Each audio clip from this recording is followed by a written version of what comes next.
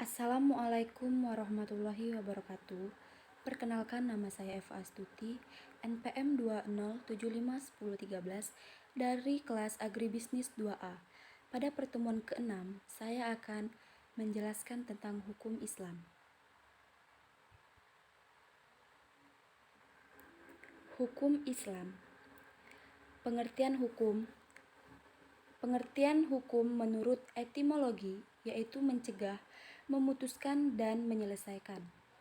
Sedangkan berdasarkan terminologi usul fikih, hukum ialah titah Allah Subhanahu wa Ta'ala yang berkaitan dengan perbuatan muhalaf, baik dalam bentuk iktida atau tuntutan, takhyir atau pilihan, atau dalam bentuk wadi atau ketentuan yang ditetapkan.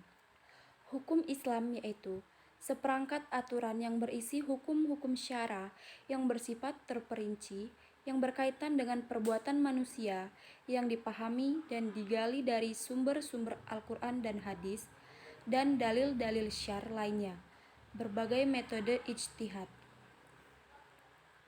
Sumber hukum Islam dan dalil hukum Islam. Secara sederhana dapat dijelaskan perbedaan antara kedua, yaitu sumber hukum Islam adalah dasar utama dan asli yang melahirkan hukum Islam, yaitu Al-Quran dan Sunnah. Sedangkan dalil hukum Islam adalah cara-cara yang ditempuh melalui ijtihad untuk menemukan hukum Islam. Sumber mengandung arti sesuatu yang menjadi dasar lahirnya sesuatu, sedangkan dalil mengandung arti sesuatu yang menjadi petunjuk dan mengantarkan orang yang menemukan sesuatu.